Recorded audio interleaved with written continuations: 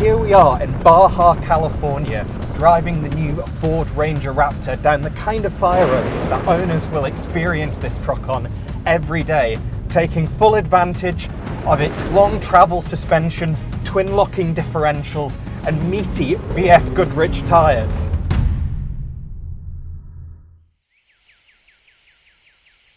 Okay, I'll come clean. We're not actually in Baja.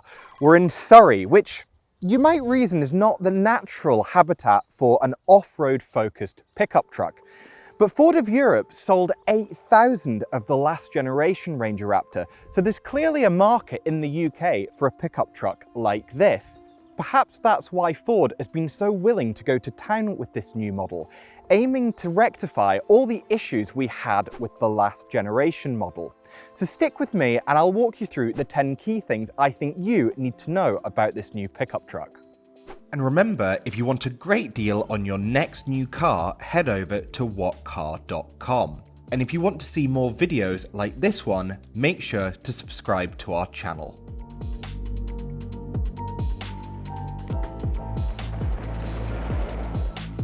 But before we get started, let's talk about that name, Raptor. Sounds pretty aggressive, doesn't it? The story goes that when the first generation Ford F-150 Raptor was being developed in the States in the late 2000s, the engineering team came up with the name Raptor as a placeholder until the marketing team could think of a name that was more appropriate. And the marketing team did come up with some great suggestions. The name Terminator was thrown around for obvious reasons,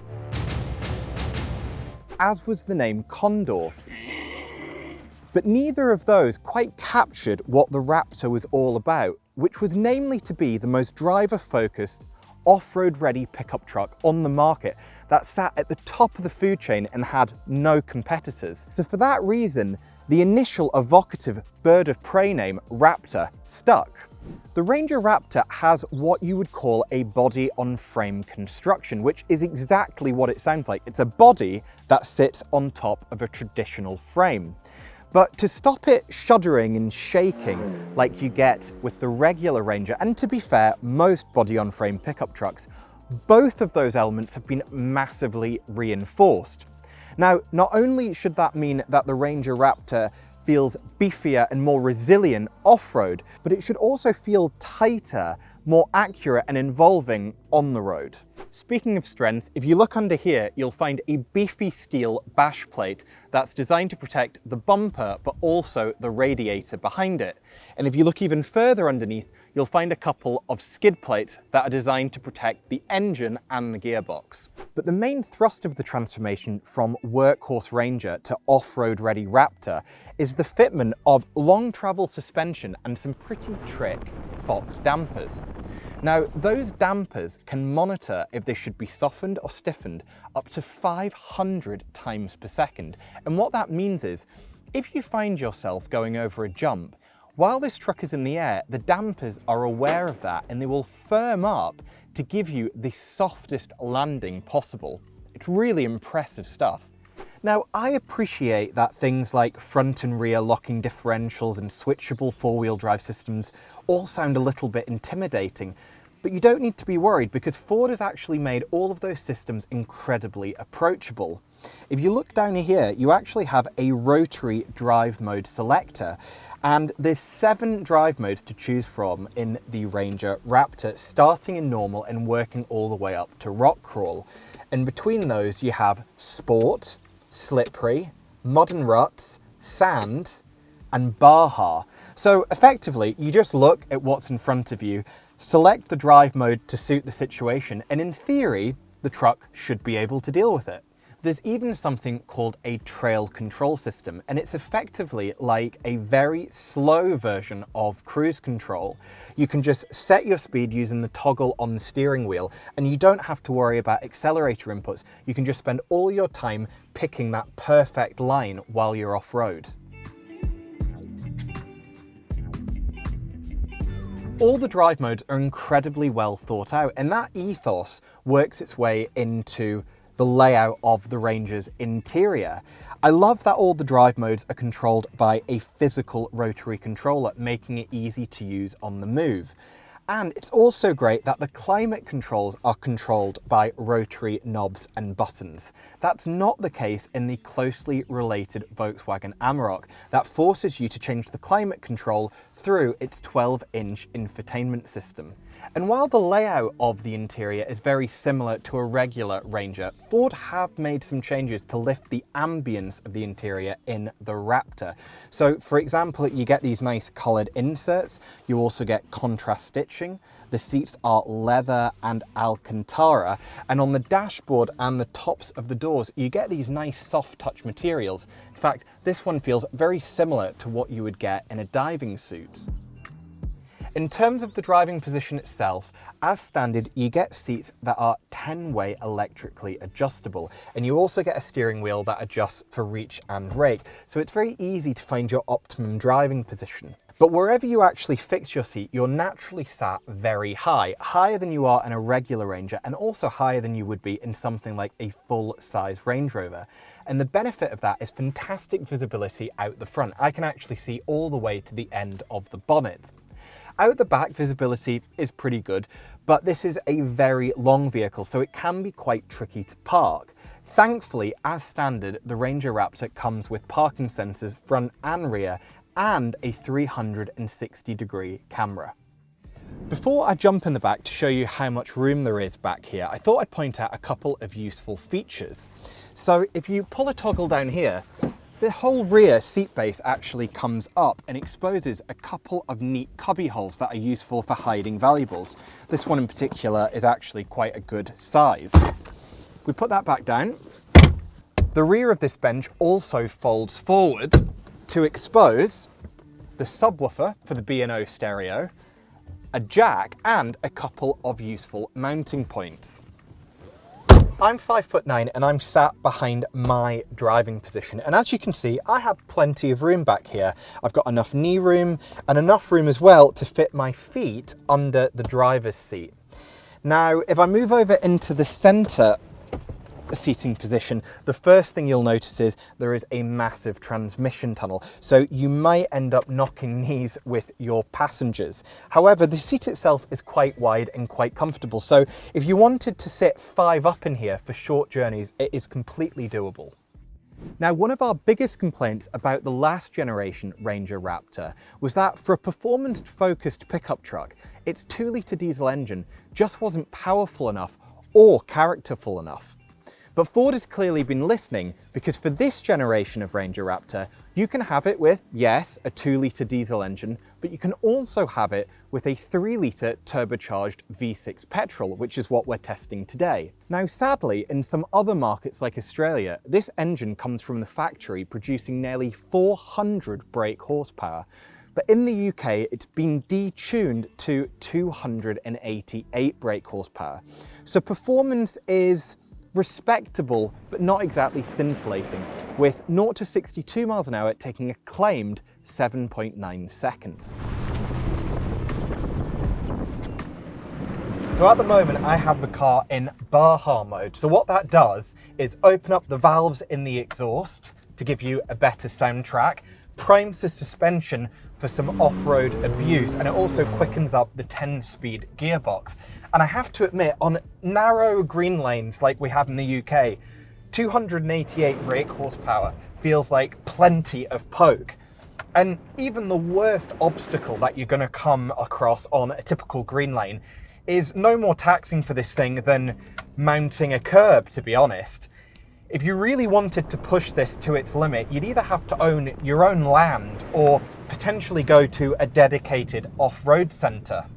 Speaking of which, this car can't quite match a Land Rover Defender for approach, breakover and departure angles. However, it is a lot smoother than a Defender on these type of knobbly green lanes. The suspension is just so good, it's soaking up ruts and massive bumps that you just don't see, that in a Defender would have you kicked out of your seat. Because we don't find ourselves driving on sand very often, I thought this was a good opportunity to just show you the difference in very unscientific terms between driving on a loose surface in rear-wheel drive mode versus using all-wheel drive.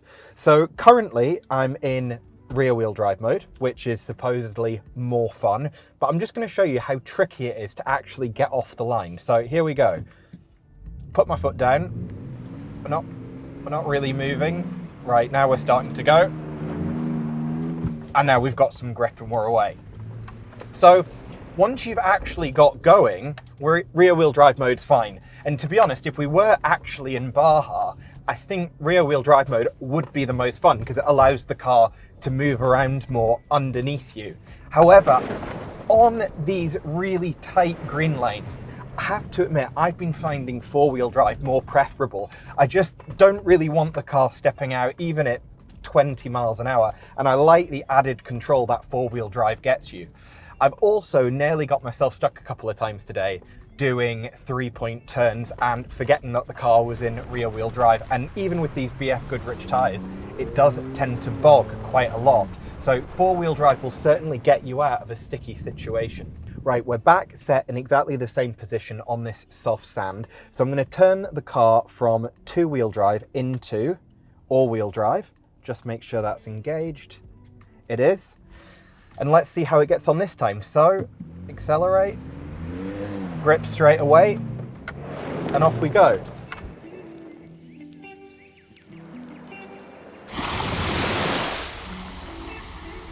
But what if you don't live on a farm, or you don't want to spend every weekend driving down your local green lanes and you just want to use your Ranger Raptor as a regular pickup truck?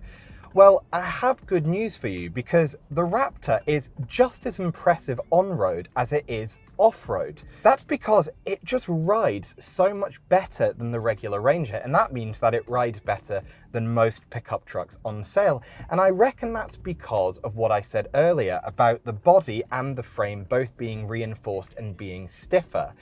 And that's combined with the more sophisticated suspension. So when you hit the kind of pothole that would send a shudder or a shimmy through the regular Ranger, you really don't feel it in this. It rides more like a traditional SUV, and that makes this a much easier car to live with day to day.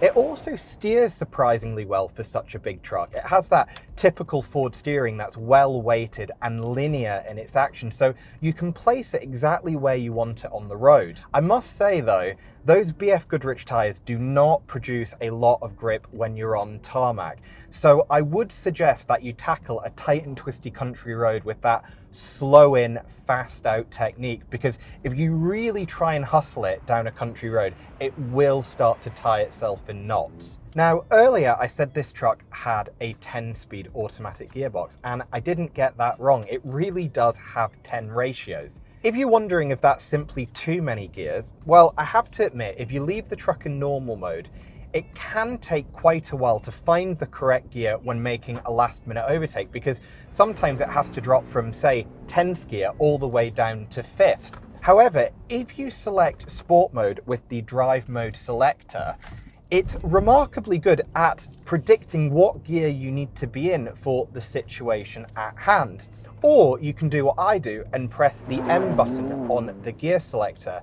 That puts the gearbox into manual mode, and then you can change gear using the flappy paddles mounted behind the steering wheel. Do that and it effectively operates like a normal 5 or 6 speed manual gearbox, with the extra ratios on top just there for cruising and maximizing fuel economy. That said, fuel economy is not a Ford Ranger Raptor strong suit. Ford claims that the Raptor should be able to do 20.4 mpg on the combined cycle, but to be honest, if you're driving spiritedly on a country road, expect to see in the mid-teens. If you want to get close to that 20.4 mpg claimed by Ford, you'll really only see it when you're on a long run on the motorway. Being a pickup truck, it's important we don't forget to look at the load bay. Now, if I lower the tailgate, the first thing you'll probably notice immediately is that this Ranger Raptor comes with the optional electric tonneau cover. Now, you can open and close this with either the key or by using a button that's in the load bay. It's quite an expensive option, but one that I think might be worth having if you carry valuable items around just for that added security. Now, next to where the button is for the electric tonneau cover, you also have a couple of 12-volt outlets, useful if you need to power anything. As standard, you also get this plastic load bay liner, which is useful because you won't end up scratching the metallic paint underneath. You also have lots of tie-down points, which is really useful if you want to carry anything heavy. It's certainly useful if you want to carry a motorbike in the back of here. And as well as that, in terms of length and width, it's pretty competitive for the class. So in length, it's 1500 millimeters long, and at its narrowest between the wheel arches, it's 1200 millimeters wide. So far, so good then. But we do have to address the elephant in the room, and that's the Ford Ranger Raptor's payload figure. You see, in the UK, if a pickup can carry 1,000 kilograms, it qualifies for a commercial vehicle company car tax rate, regardless of how much CO2 it produces. But the Ranger Raptor is fitted with off-road focused suspension, and that means it can only carry just over 650 kilograms, so it does not qualify for that lower rate of tax. And if you're looking for a tow vehicle, it's also limited in that area too, because it can only tow 2,500 kilograms compared to the regular Ranger, which can tow a ton more. So if that's the worst thing about the Ranger Raptor, what's the best thing about it? Well, I would argue that for such a ridiculous looking vehicle, it's actually plausibly practical. Not only does it ride better than a regular Ranger, handle better than a regular Ranger, but it's also got a nicer interior and it's absolutely packed with kit. If you can put aside the pretty terrible fuel economy, it actually makes for a really luxurious daily driver. So while making a rational case for the Ranger Raptor is challenging, what with it being a near £60,000 pickup truck that doesn't qualify as a commercial vehicle for tax purposes, it's hard not to be impressed with how polished a product it really is. Put it this way, if you're a private buyer that's in the market for a pickup truck because you've always wanted one rather than need one for work, we reckon that the Raptor is as good as it gets. We'll be pushing the Raptor to its limits in a future off-road test, so keep your eyes peeled for that video hitting our YouTube channel soon. Or if you simply can't wait, you can read more about the Raptor right now over on whatcar.com. And remember, to see more reviews like this, make sure to subscribe to our channel. And tell us in the comments below what you think of the Ranger Raptor.